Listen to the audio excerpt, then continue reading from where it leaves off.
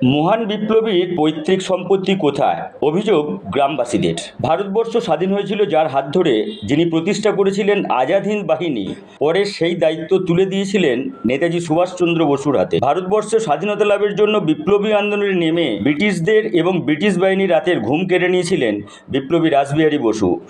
হেন এমন এক বিপ্লবীর নিজের পৈতৃক ভূমি থেকে সরকারিভাবে বাদ পড়ে গেছেন বলে অভিযোগ করছেন গ্রামবাসীরা। বিষয়টি বিভিন্ন সরকারি দপ্তরেও লিখিত আকারে জানান গ্রামবাসীরা।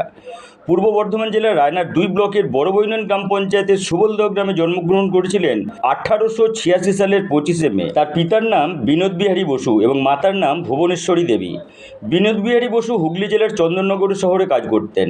রাসবিহারী বসু গ্রামেরই প্রাথমিক স্কুলে পড়াশোনা করেছিলেন। এখন সেই স্কুলের নামকরণ হয়েছে সুবলদহ রাসবিহারী প্রাথমিক বিদ্যালয়। প্রাথমিক বিদ্যালয়ের পড়াশোনার পর উচ্চশিক্ষায় শিক্ষিত হবেন বলে তিনি চলে যান বাবার কাছে, আর সেখান থেকেই শুরু হয় স্বদেশী আন্দোলনের কাজকর্ম। বিপ্লবী কর্মকাণ্ডে পুরোপুরিভাবে জড়িয়ে পড়েন তিনি। 1908 সালে আলিপুর বোমা বিস্ফোরণ মামলায় যুক্ত হওয়ায় জেলও খাটতে হয় তাকে। তারপর অনেক ইতিহাস। দেশ স্বাধীন হওয়ার আগেই 1945 সালে মৃত্যুবরণ করেন তিনি। তার একমাত্র পুত্র মাসাহিদে যুদ্ধে নিহত হন, আর একমাত্র কন্যা তেতোষী জাপানেই বিবাহ করেন। এমতো অবস্থায় রাসবিহারী বসুর পরিবারের কোনো মানুষই জীবিত নেই। সুবলদহ গ্রামবাসী মনসুর রহমান সাহানা, দীপক কুমার দাস, শেখ আসগর আলী সহ অন্যান্যরা বলেন, রাসবিহারী বসু পরিবারের আজকেও জীবিত নেই বলেই তার এই পৈতৃক সম্পত্তি কোনো এক অজানা কারণে হস্তান্তর হয়ে গেছে। বিপ্লবী রাসবিহারী বসু লড়েছিলেন দেশের স্বাধীনতার জন্য। আজ আমরা লড়ছি বিপ্লবীর অর্থাৎ রাসবিহারী বসুর পৈতৃক সম্পত্তি তার নামেই ফেরানোর জন্য। বিপ্লবী রাসবিহারী বসু এবং তার 2 ভাই বিজন বিহারী বসু ও বিপিন বিহারী বসুর নামে 10 শতক পৈতৃক ভিটা ছিল। ওই ভিটার জিএল নম্বর ছিল 194 এবং আরএস ও সিএস দাগ নম্বর ছিল 3157। কিন্তু এখন তা সরকারিভাবে রেকর্ড হয়ে গিয়েছে তারাপদ বসু এবং নিরাপদ বসুর নামে। তারা দুজনেই বসু পরিবার এবং এটা আমরা জানতে পারি ব্লক ভূমি ও ভূমি সংস্কার দপ্তরের মাধ্যমে। তারাপদ বসুর নামে 5 শতক যার খতিয়ান নম্বর 442 এবং নিরাপদ বসুর নামে 5 শতক যার খতিয়ান নম্বর 598। কিভাবে ঘটনা ঘটলো, কারাই বা ঘটনা ঘটালো, তার পূর্ণাঙ্গ তদন্ত চাইছি এবং রাসবিহারী বসু ও তার 2 ভাইয়ের নামে যে সম্পত্তি তা তদন্ত করে আবার ফেরতযোগ্য করতে হবে। রায়না 2 ব্লকের VL&LRO ও বিডিও সহ বিভিন্ন সরকারি দপ্তরে আমরা এই বিষয়ে লিখিত অভিযোগ জানিয়েছি। রাসবিহারী বসুর নামে সম্পত্তি ফিরে না এলে রাসবিহারী বসুর পৈতৃক ভিটার সংরক্ষণ এবং ট্যুরিজম ডিপার্টমেন্টের দ্বারা বহু উন্নয়ন করা সম্ভব হচ্ছে না। রায়না 2 ব্লকের VL&LRO সুপ্রিয়া ভট্টাচার্য জানান, গ্রামবাসীদের দেওয়া অভিযোগপত্র পেয়েছি, তো বিষয়টি ঊর্ধ্বতন কর্তৃপক্ষের কাছে পাঠিয়েছি। যদি কোথাও কোনো গোলমাল থাকে অবশ্যই সংশোধন করা হবে। রায়না 2 ব্লকের পঞ্চায়েত সমিতির সভাপতি পার্বতী ধারা মালিক জানান, খুবই দুর্ভাগ্যজনক ঘটনা। দেশের জন্য যিনি আমৃত্যু পর্যন্ত লড়ে গেলেন ব্রিটিশদের সঙ্গে, তার সম্পত্তি অন্য নামে হওয়া মানে লজ্জার বিষয়। রায়না 2 ব্লকের বিডিও অনিশা জস বলেন, অভিযোগপত্র এখনও পাইনি, পাওয়ার পরই পূর্ণাঙ্গ তদন্ত করা হবে। জেলা পরিষদের পরিবেশ ও জনস্বাস্থ্য দপ্তরের কর্মাধ্যক্ষ বিশ্বনাথ রায় বলেন, ভূমি ও ভূমি সংস্কার দপ্তরের উচিত বিষয়টি গুরুত্বপূর্ণভাবে দেখা। বেআইনিভাবে রেকর্ড বদল হলে আইনি পদক্ষেপ নিতে হবে ভূমি দপ্তরকে। অন্যদিকে রাসবিহারী বসুর পৈতৃক ভিটা যাদের নামে রেকর্ড হয়েছে সেই তারাপদ বসু এবং নিরাপদ বসু নগেন্দ্রনাথ বসুর ছেলে, আর নগেন্দ্রনাথ বসু ছিলেন রাসবিহারী বসুর জেঠতুতো দাদা। বিশেষ সূত্রে জানা যায়, বাংলার 10/6/1960 সালে সম্ভবত মাঠ খসড়ার সময় ভূমি ও ভূমি সংস্কার দপ্তরে নগেন্দ্র বসুর নামে 3157 দাগের 800 খতিয়ান নম্বরে 10 শতক বাস্তুভিটা রেকর্ড হয় 48 গ 1/2 ধারা প্রযোজ্যে। নগেন্দ্রনাথ বসুর 3 ছেলে, বড় ছেলে তারাপদ বসু, মেজর নিরাপদ বসু এবং ছোট সত্যপদ বসু। তারাপদ বসুর ছোট ছেলে দেবাশিস বসু বর্তমানে পূর্ব বর্ধমান জেলার বর্ধমান শহরে বসবাস করেন।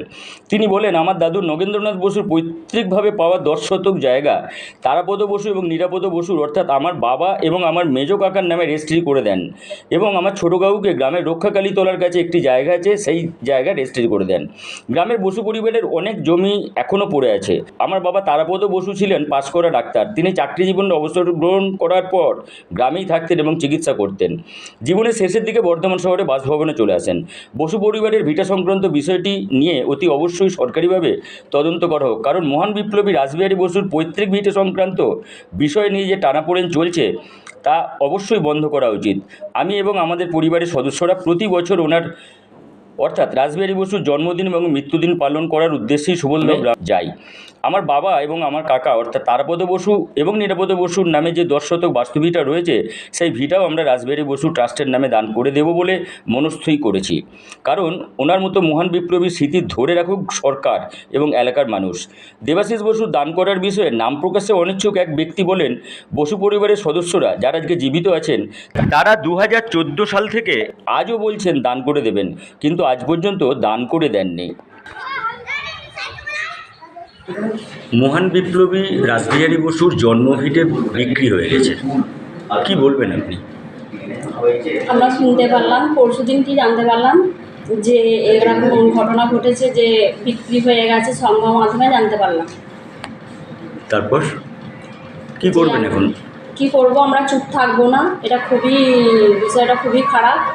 আমরা বিডিএ ম্যাডামকে এবং ওপর নেতৃত্বের দিকে জানাবো যে এটা খুবই ভুল করেছে। তো কোথাকার ঘটনা এটা? এটা সোবলদা গ্রাম, বড়বাইনান জিপি। আর আপনার নাম পরিচয়? আমার নাম কাকলি মালিক, প্রধান, বড়বাইনান গ্রাম পঞ্চায়েত। বড়বাইনান।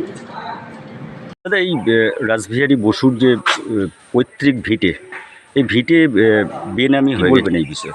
এই খবরটা আমরা এই বেশ কিছুদিন আগে জানলাম। সেইটা নিয়ে আমরা কিন্তু খুবই মনক্ষুণ্ণ।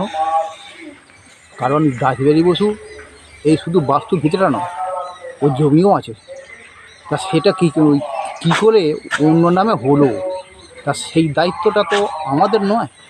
যারা প্রশাসনের পর্যায়ে আছেন, মানে এবং বিআরআর অফিসে যে বিএলআর সাহেব আছেন, মানে উনিই বলতে পারবেন। আইনে যদি কোথায় জটিলতা থাকে, আইনে জটিলতা আছে বলে তো আমার মনে হয় না। বিক্রি করলো কারা? কারণ ওনার তো রাসবিহারী বসুর তো কোনো বংশধর নেই না, তাহলে বিক্রি করলো কারা? তা কে বিক্রি করলো সেই দায়িত্বটা খোঁজার দায়িত্ব হচ্ছে আমাদের। কিছু কি জানতে পেরেছেন?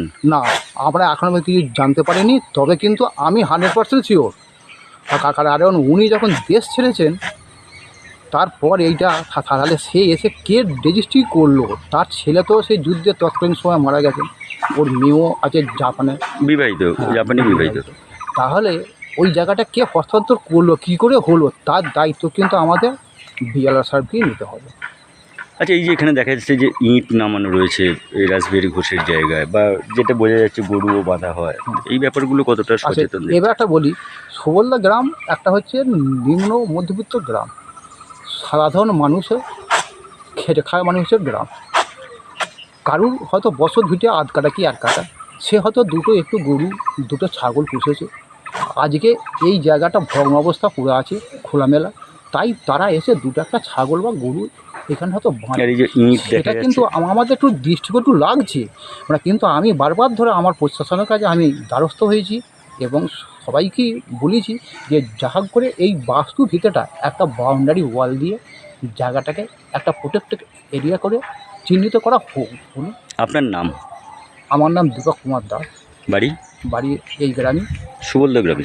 সুবলদা গ্রামে, এবং রাসবিহারী বসুর পাশেই আমার বাড়ি।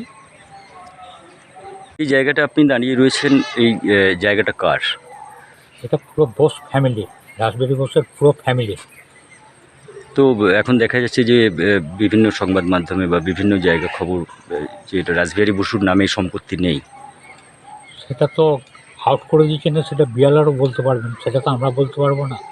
এখন পরচার কী চেঞ্জ হচ্ছে 4 বছর পরে, সেটা তো বলা যাচ্ছে না ঠিক এখন কোথায় আছে। কিন্তু 2013 সালের পর্চা অনুযায়ী দেখা যাচ্ছে তখনও রাসবিহারী বসুর বংশধরদের নামেই ছিল। বংশধরটা পুরো এটা যখন আমাদের জাপানের রাষ্ট্রদূত আসে, তখন বোস ফ্যামিলির যত মেম্বার ছিল সবাই মিলে কিন্তু সই করে একটা যে তখন রাসবিহারী বসুর একটা পোতা ডিক্লেয়ার করেছিলেন যে এই জায়গাটা বোস ট্রাস্টের জন্য দান করা হবে।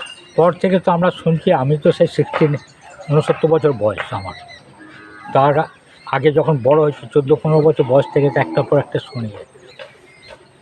আগে তো আমাদের রাসবিহারী বসুর তো ইতিহাসের নামই ছিল না, জন্মস্থান চন্দননগর বলে। তো এই যে পায়খানা বাথরুম হয়েছে বা এই যে উচ্চবাতি বসেছে, তো অনেকেই বলছেন এই মধ্যস্থলে এরকমভাবে একটা পায়খানা ঘর করে দেওয়া, অন্যান্য উন্নয়ন কিছু নেই, কি বলবেন? দূরদৃষ্টির অভাব। এই যে আমাদের বিডিও সাহেব এসে করলেন পুরো জায়গাটার, এখান থেকে পুরো প্লটটায় এটার বোস রাজবাড়ি বোস, কিন্তু সেই যে জায়গাটার মাঝখানে একটা বিডিও সাহেব, উনিও বড় বড় সিটির লোক হয়ে এখানে আমাদের তো এই পাঁচেটা একটা সাইডে করলেও তো কোনো অসুবিধা ছিল না। পায়খানা বাথরুম তো বাড়ির যে কোনো সাইডেই হয়। সাইড হয়, কিন্তু উনি কীরকম ভাব সাজেশন করেছেন, কীরকম পেয়েছেন উনি জানেন। আর এই যে দাদা ইট নামানো রয়েছে, এগুলো কি এই ট্রাস্টেরই জন্য ইট না। নামানো হচ্ছে তাহলে? এটা সাধারণত লোক ফাঁকা আছে রেখে দিয়েছে তারা রাজবাড়ি ট্রাস্টের জন্য। কি চাইছেন আপনারা? আমরা তো চাই উন্নতি, কিন্তু আমি তো এখন এই ধরুন এখন মোবাইলের টিউনিং মতো কখন অফ হবে জানি না, তখন আসবে নাকি আমার পোতারাও দেখতে পাবে নাকি সেটাও জানি না যে কিছু হবে এখানে। শুনে যাচ্ছি সবাই আসছেন, বড় বড় কথা বলছেন, কিন্তু কিছুই হচ্ছে না। একসময় তো কেন্দ্রীয় মন্ত্রীও এসছেন। কেন্দ্রীয় মন্ত্রী এসছেন, তার আগে জাপানের রাষ্ট্রদূতও বললেন হ্যাঁ সব কিছু হবে, কিন্তু কোথায় কী হচ্ছে আমরা তো কিছুই খুঁজে পাচ্ছি না। আপনার কি নাম? আমার নাম শেখ আসগার আলী। বাড়ি? বাড়ি এই রাজবাড়ি বলছে, এই বাড়ি এই যে স্ট্যাচুটা এখানে জন্মেছে, ওর পাশের বাড়িটা আমার, ওইখানে আমি জন্মেছি। বিপ্লবী রাসবিহারী বসুর যে পৈতৃক ভিটে, সেটা নাকি অন্য নামে বিক্রি হয়ে গেছে, তাহলে এগুলো কীভাবে বিক্রি হলো বা কী বলবেন? আপনি তো দীর্ঘদিন ধরে রাসবিহারী আমারও ওয়েলফেয়ার অজানা এই ট্রাস্ট। বিষয়টা, একমাত্র অফিস বা ডিপার্টমেন্ট তেনারাই বলতে পারবেন কীভাবে হয়েছে, কী মূল্যে হলো। কিন্তু আমরা গ্রামবাসীও এ বিষয়ে মানে ওয়াকিবল নয়, তারাও বুঝতে পারেন যে কীভাবে হয় রেকর্ডটা, রাসবিহারীর জন্মস্থান জন্মভিটার রেকর্ডটা অন্য নামে রেকর্ডটা হয়। এবং রাসবিহারী বসু মারা যাওয়ার পর রেকর্ড? হ্যাঁ, মারা যাওয়ার পরে রেকর্ড হয়েছে। আচ্ছা, কার নামে হয়েছে এখন? এটা তারাপদ বসু আর নিরাপদ বসু উভয়েরই পিতা হচ্ছে নগেন্দ্রনাথ বসু। নগেন্দ্র বসু তো গ্রামেই বসবাস করতেন। হ্যাঁ, উনি গ্রামেই থাকতেন। উনি কি গ্রামেই মারা গিয়েছিলেন? হ্যাঁ, গ্রামেই মারা গিয়েছিলেন উনি। আপনারা দেখেছিলেন ওকে? না, ওনাকে আমরা দেখেছি, তখন আমরা খুব ছোট ছিলাম অত্যন্ত। যে এখনো পর্যন্ত তাহলে কোথায় কি কি করলেন? এই যে সম্পত্তি বিক্রি হয়ে আমরা গেছে তার এই বিষয়ে? সম্পত্তির ব্যাপারে আমাদের মাননীয় বিএলআরও ম্যাডামের কাছে আমরা একটা অ্যাপ্লিকেশন করেছি, সমস্ত ডকুমেন্ট সাবমিট করে। আর কোথায় কোথায় জানিয়েছেন? আর আমরা জানিয়েছি ব্লক লেভেলে, ব্লক স্থানীয়কে আমরা জানিয়েছি ভিডিও? হ্যাঁ। আর বললেন যে এমএলএ বা ডিএম? না, জায়গার ব্যাপারটা আমরা জানাইনি। আমরা রাসবিহারীর জন্মস্থানে ডেভেলপমেন্টের জন্য আমরা অ্যাপ্লিকেশন জানিয়েছি, বিডিওকে করেছি, ডিএমকে করেছি, আমাদের মাননীয় এমএলএ ম্যাডামকে করেছি। কিন্তু কতটা সাকসেস হবেন, যেহেতু এখন তো বলছেন যে রাসবিহারী বসুর নামে সম্পত্তি নেই? হ্যাঁ, সেটা আমরা অ্যাপ্লিকেশন করেছি। আমরা আশায় আছি যাতে রাসবিহারী নামের পূর্বাবস্থায় রেকর্ডে ফিরে আসে এবং ওই জায়গায় একটা তীর্থক্ষেত্র গড়ে ওঠে। ট্যুরিজম ডিপার্টমেন্ট এর আগে এগিয়ে এসেছিল বা ব্লকের সহযোগিতায় চারদিকে ওয়াল দেওয়া হয়েছিল। কিছু কাজ হয়েছে, তারপরে জানি না কোথায় কোন জায়গায় আটকে আছে, একমাত্র প্রশাসন বলতে পারবে। প্রশাসন যদি স্থানীয়ভাবে যদি উদ্যোগ নেয়, আবার হয়তো কাজকর্ম আবার শুরু হবে। একটা বিষয় দেখা গেল যে ওই রাসবিহারী বসুর যে ভিটে, পৈতৃক ভিটে, সে ভিটের মধ্যস্থলে সরকারিভাবে পায়খানা ঘর করে দেওয়া হয়েছে। এগুলো তো থাকে এক সাইডে। হ্যাঁ, ওগুলো এক সাইডে থাকে, কিন্তু সেই ল্যান্ড জটের জন্য তখন বোস ফ্যামিলি আদার্স ফ্যামিলিরা তারা দিতে চায়নি, অন্য সাইডে তাদের জায়গা ছিল, জায়গাটা সেরকম আমরা পাইনি। কিন্তু একমাত্র ওগুলো স্যাংশন ছিল রাজবাড়ির জনভিটার জন্য, অন্য জায়গায় আমরা করতে পারিনি। আপনার নাম? আমার নাম মনসুর রহমান সাহা। আপনি চেষ্টা চালিয়ে যাচ্ছেন এখন? হ্যাঁ, চেষ্টা চালিয়ে যাচ্ছি। কি হবে মনে হচ্ছে? আমাদের প্রশাসনগতভাবে অনেকটা উদ্যোগটা নিয়েছে, কিন্তু ল্যান্ড জটের জন্য এখন প্রবলেম দাঁড়িয়ে গেছে। ল্যান্ড জটের সমস্যা মিটলে আশা করি হবে কাজ।